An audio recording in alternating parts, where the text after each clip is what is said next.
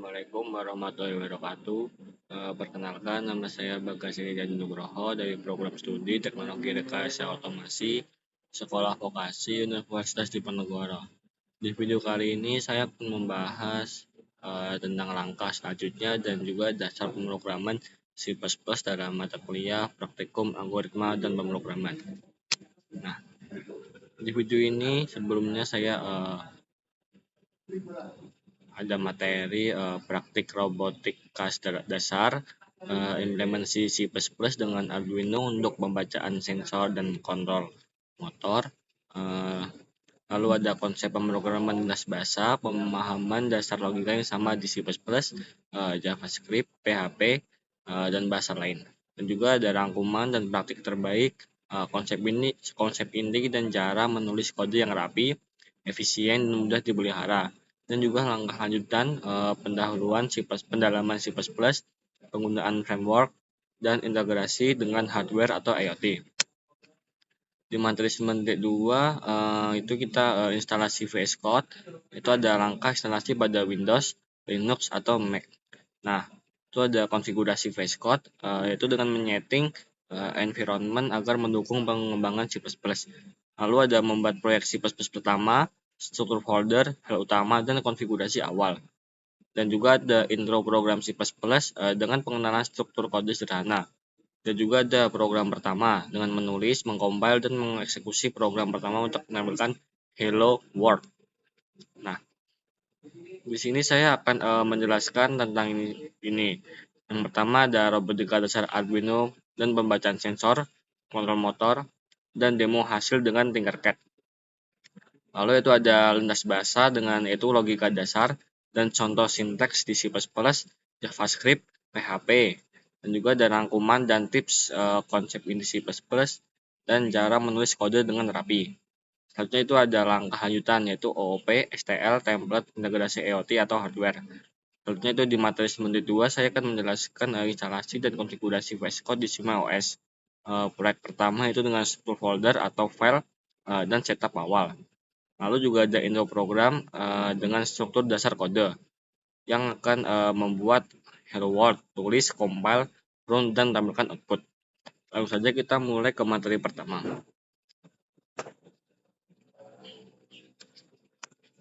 Nah, Arduino. Apa sih itu Arduino? Nah, Arduino adalah papan mikrokontroller yang dapat diprogram untuk membaca sensor dan mengkontrol perangkat seperti motor, LED, atau servo. Nah, yaitu bekerja seperti otak kecil yang menjalankan instruksi program. Nah, yaitu kayak sensor, apapun itulah, itu bisa dikontrol dengan Arduino. Itu Arduino itu seperti otak lah yang menjalankan sensor dan lain-lainnya yang diinstruksi dari program. Selanjutnya, pembacaan sensor. Pembacaan sensor itu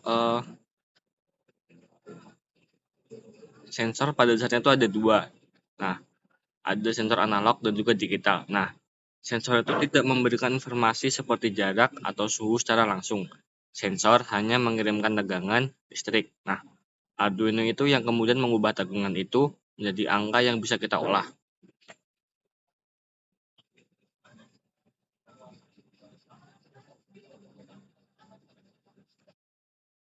Selanjutnya itu ada kontrol motor.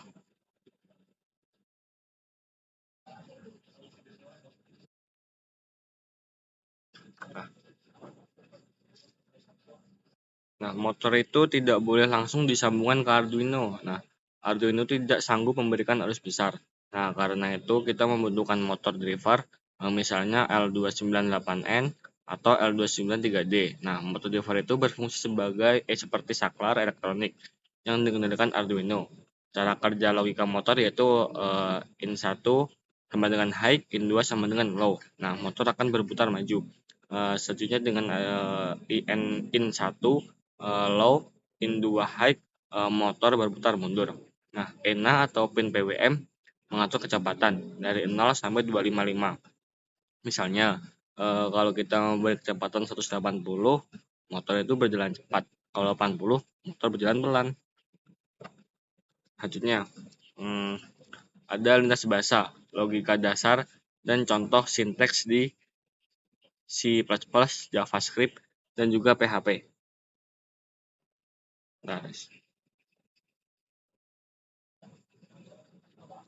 Nah, dalam rangkuman ini tuh menegaskan bahwa C++ itu yang menjadi dasar dari semua program, yang yaitu pemahaman tipe data, variabel, operator, kondisi, perulangan, dan fungsi. Nah, 6 konsep ini membentuk fondasi logika dalam pemrograman C++, sehingga memahami setiap elemennya sangat penting untuk menulis program. Nah, selain memahami konsep, kualitas kode itu juga harus dimiliki independensi yang konsisten, nama variabel yang jelas, dan komentar yang digunakan hanya saat diperlukan. Kita juga disarankan memecah program menjadi fungsi-fungsi kecil agar lebih mudah dibaca dan diperbaiki. Dengan menerapkan prinsip clean code, program tidak hanya bekerja, tetapi juga mudah dipahami dan dikembangkan di masa depan. Nah, di bagian lintas bahasa ini, kita itu ingin memahami bagaimana sih cara satu logika pemrograman itu sebenarnya bisa dituliskan dalam beberapa bahasa yang berbeda. C++, JavaScript, dan juga PHP memiliki perbedaan dalam gaya penulisan. Nah, tetapi ketiganya itu tetap menggunakan pola logika yang sama, seperti mendeklarasikan variabel, melakukan perhitungan, dan juga menggunakan kondisi if else untuk mengambil keputusan. Nah, pada C++ ini kita tuh harus menentukan tipe data secara eksplisit. Misalnya intx sama dengan 10 dan juga menggunakan count untuk menampilkan output. Nah, bahasa ini tuh bersifat ketat sehingga membutuhkan struktur penulisan yang lebih formal. Pada JavaScript variabel lebih fleksibel, karena itu kita bisa menggunakan let atau const tanpa menentukan tipe datanya secara langsung. Nah, output ditampilkan akan menggunakan console.log dan sintaknya lebih ringan dibanding C++.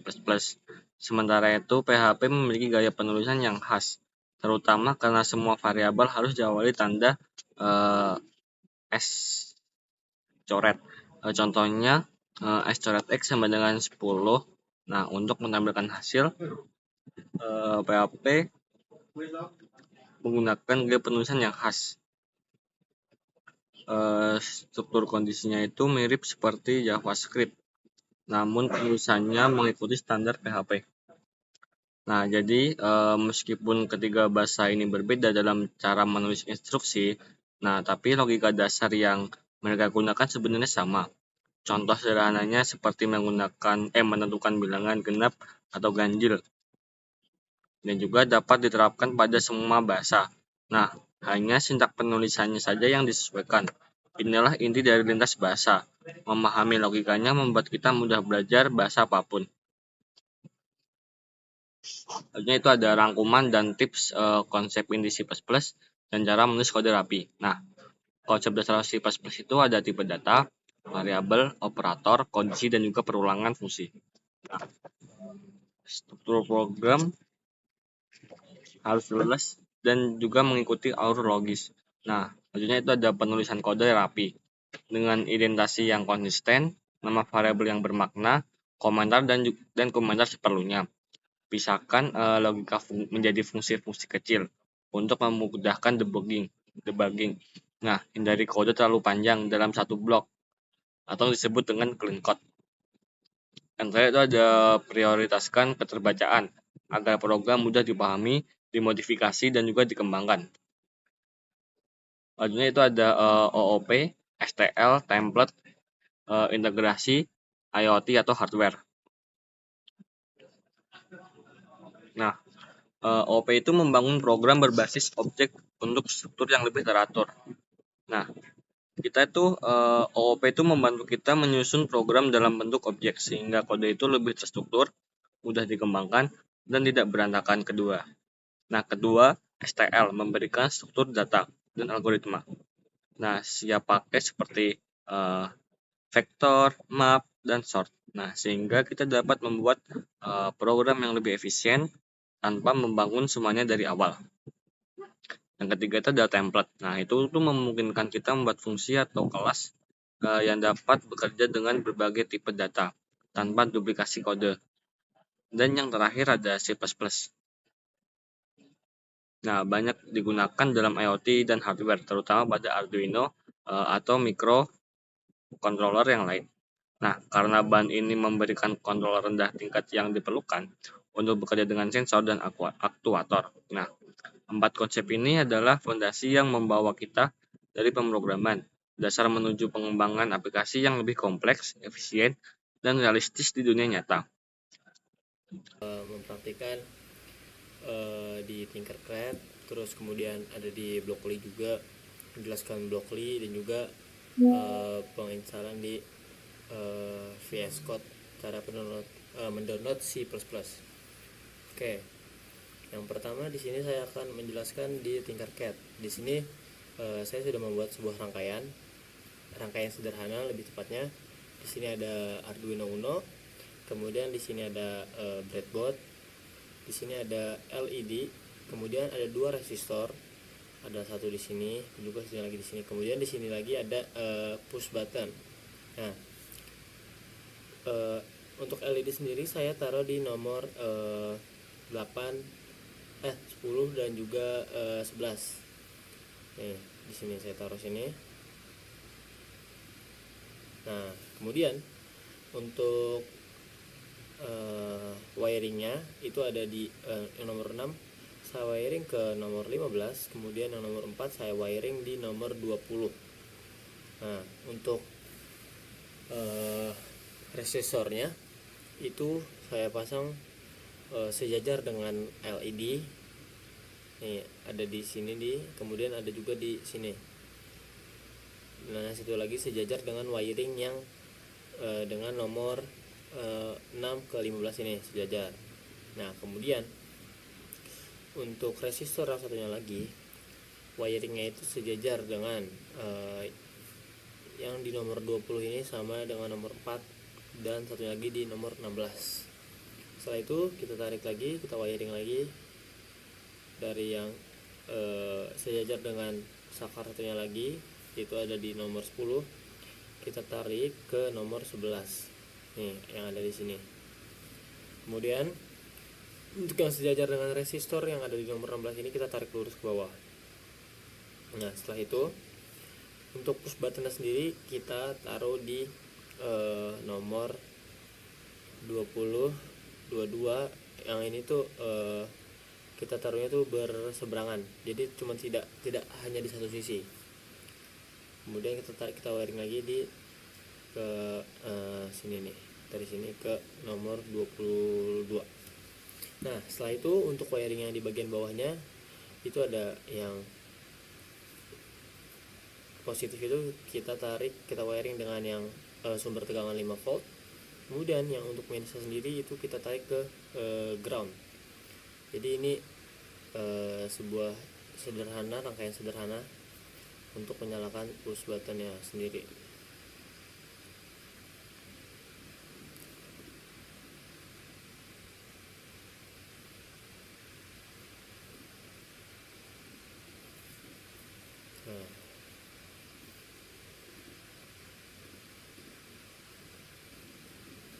Nah, setelah itu kita bisa melihat kode dari rangkaian ini di bagian sebelah kanan atas, di sebelahnya Start Simulation.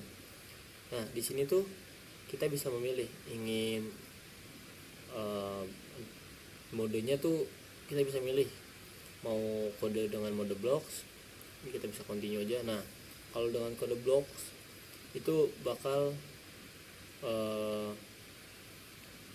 dengan ini tuh scratch. Nah, kemudian jika block dan teks itu jadi ada 2 nih. Di sebelah kanannya itu bagian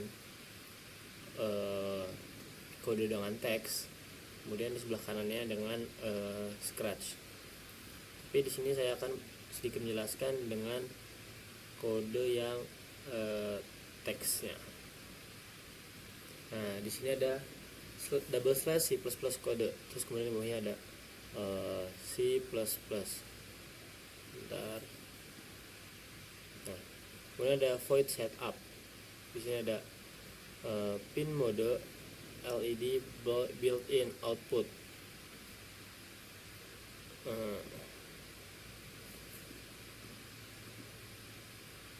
Nah, terus ini ada pin mode LED underscore built-in output.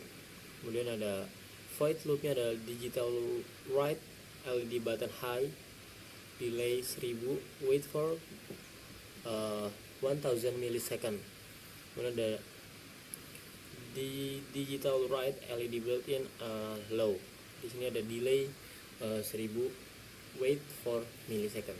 Nah, jadi ini teman-teman bisa memilihnya mau dengan kode mode blocks atau dengan mode kode dengan mode teks, atau bahkan teman-teman jika ingin menggabungkan melihat blocks dan teks juga bisa di sini.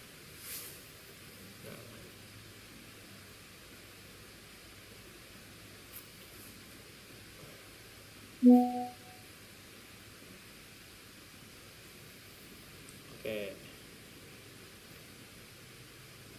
Jadi di sini juga teman-teman bisa mencoba membuat sebuah rangkaian di sini, karena di sini juga ada banyak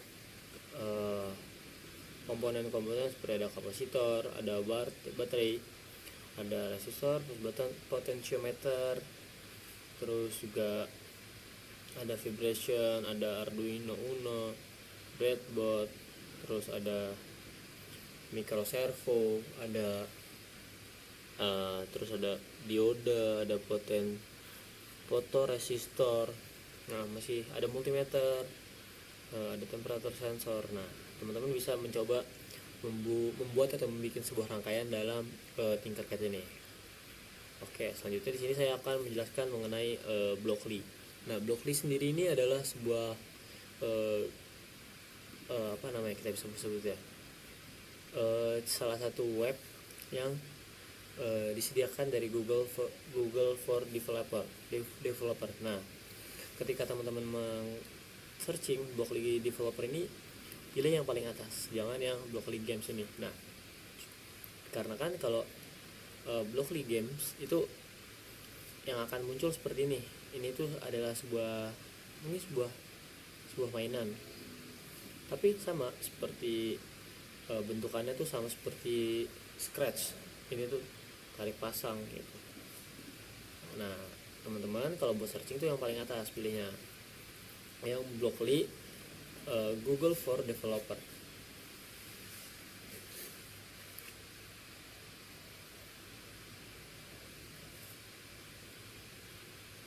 Kita tunggu di sini.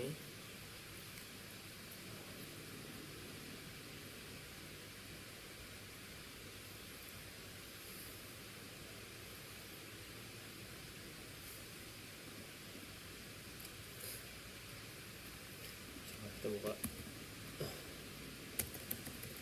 Blockly developer. Oh, ini udah terbuka. Oke, nah, pengkodean canggih, blok demi blok. Blockly adalah editor pemrograman visual dari Google. Nah, seperti yang tadi saya bilang, adalah Blockly adalah sebuah web yang disediakan dari Google sendiri yang menggunakan blok tarik lalu lepas. Mesin inilah yang mendukung program pendidikan coding paling populer di dunia. Karena bisa bilang paling populer mungkin untuk dunia pendidikan, pengkodean dengan menggunakan blok tarik lalu lepas adalah sebuah cara kita pengkodean, membuat kode dengan cara yang paling mudah untuk dasarnya. Nah, kemudian misal di sini ini ada set count to 1, repeat while count kurang sama dengan 3, kemudian ada do print hello world, kemudian ada set count to count plus 1. Nah, untuk yang warna ungu sendiri adalah logic, kemudian yang warna hijau adalah loop, Kemudian yang warna biru ini adalah untuk math-nya. Makanya kenapa di sini untuk warna biru tuh hanya angka-angkanya. Nah kan di sini kita bisa tarik lalu lepas. Kemudian ada warna kuning untuk teksnya, untuk warna hijau ini ada buat list, kemudian ada warna pink buat variables, kemudian yang warna pink muda ini adalah untuk functionnya. Nah di sini ada sebuah kode, ini kan dari kode bloknya.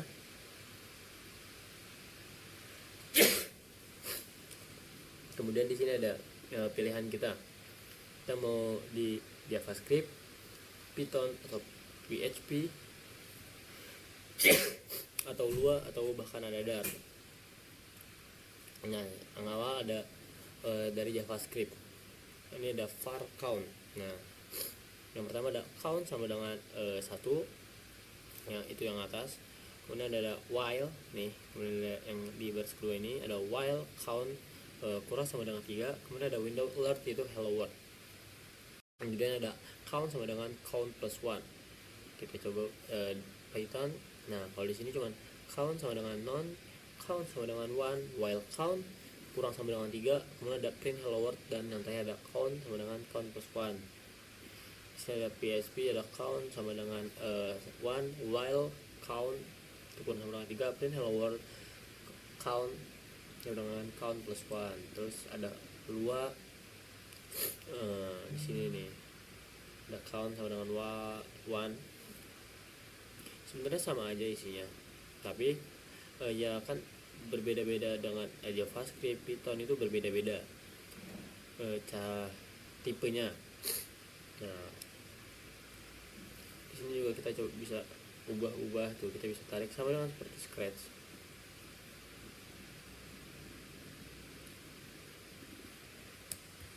Nah ini kita juga bisa merubahnya, kayak tadi kan ini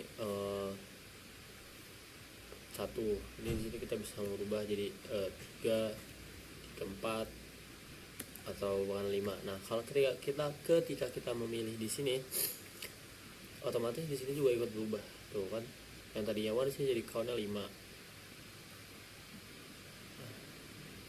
kita balikin lagi 1. Oke, kita JavaScript. Nah coba di kita JavaScript coba kita run. Nah ketika kita klik run, maka seperti yang ada di sini, yang akan terpilih adalah hello world. Nah maka di sini akan terpilih hello world-nya nih. Nah seperti itu. Itu untuk penjelasan singkat mengenai Blockly. Oke, selanjutnya di sini saya akan mencoba sedikit menjelaskan mengenai install C++ di VS Code. Yang pertama, teman-teman bisa langsung masuk ke tampilan VS Code-nya. Nah, kemudian di sini ada Explorer, ini buat search. Ini ada search control, di sini ada run and debug. Kemudian di sini ada extension, di sini ada agent session, ada testing, dan juga ada Python. Nah, untuk menginstal sesuatu atau teman-teman ingin menginstal Python entah atau apapun, di sini teman-teman bisa masuk ke blok yang ada di baris kelima ini, yaitu ada di extension. Kemudian teman-teman bisa search, sini ada di C++. Nah muncul. Nah untuk ketika teman-teman searching C++ di sini itu akan banyak pilihannya. Ada C++, C++ extension, ada better C++ syntax, ada runner, compile run, ada dumps, ada clang, ada snippets, ada debugging, build, talk, Python, C++ debugging. Nah, sini ada banyak pilihannya. Ini biasanya baru segini. Ini teman-teman bisa tarik sampai ke bawah. Itu untuk jenis-jenis C++ semua. Akan tetapi pada kali ini saya akan menginstal ada di C++ ini.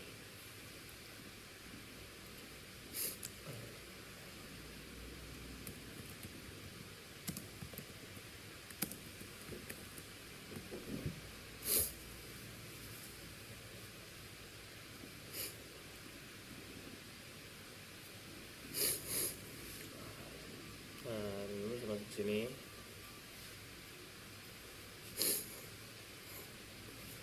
Nah ini kalau teman-teman jika belum terlalu paham untuk menginstalnya, teman-teman bisa masuk ke C++ for Visual Studio Code. Itu bisa disebut sebagai tutorialnya. Nah kan, install the extension. Yang pertama itu ada open VS Code, kemudian ada select the extension, view icon on the activity bar, or use the keyboard shortcut. Atau teman-teman bisa mengklik ini ada di Ctrl plus Shift plus X, itu kemudian teman-teman bisa langsung search C++ kemudian di install. Nah langsung aja kita buka ini, kita klik install. Nah ini sedang menginstal C++ nya. Ini teman-teman juga bisa memilih nih, setelah sebelum mendownload bisa mau auto update atau enggak, ini bisa dikasih tanda checklistnya bisa dinyalain. Kemudian ada set up your C++ environment. Kemudian ada C++ is a compile language, meaning your program source code must be translated or compiled before it can be run on your computer. The C++ extension doesn't include a C++ compiler or debugger. Since VS Code and as an editorialized and command line tools for the development workflow, you need to install these tools or use the tools already installed. Nah,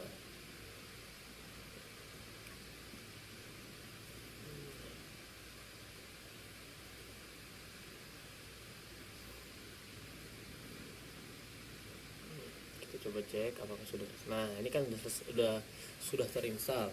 Untuk memastikan sudah terinstall atau belumnya, teman-teman bisa masuk ke CMD atau command prompt. Nah, kemudian di sini bisa search G++ sama dengan version. Nah, kalau kayak seperti ini, G++ is not recognized as an internal or external command. Nah, berarti kalau seperti itu belum terinstall, jadi harus ada yang disetting lagi.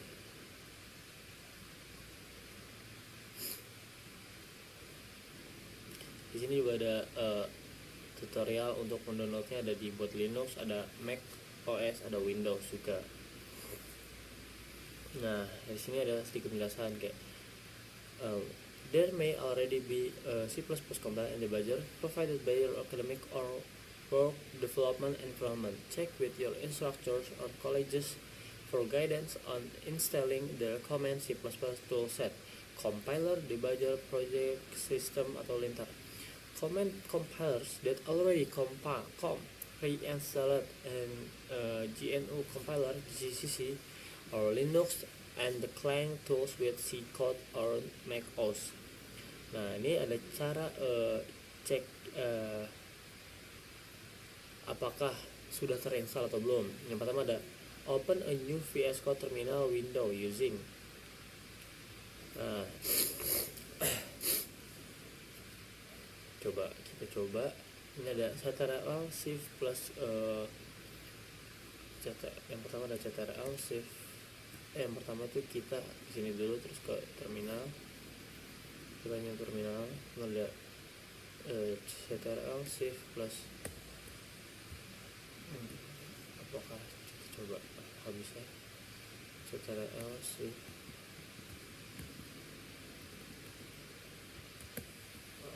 Sepertinya ini bukan buat yang di Windows. Udah seperti tadi. Kalau untuk mengecek, teman-teman bisa langsung aja masuk ke command prompt untuk mengecek C++ ini udah bisa apakah ada atau tidak. Nanti situ akan dijelaskan. If neither are found, make sure compiler executable is in your platform with path on Windows Path. Nah, ini untuk install compilernya.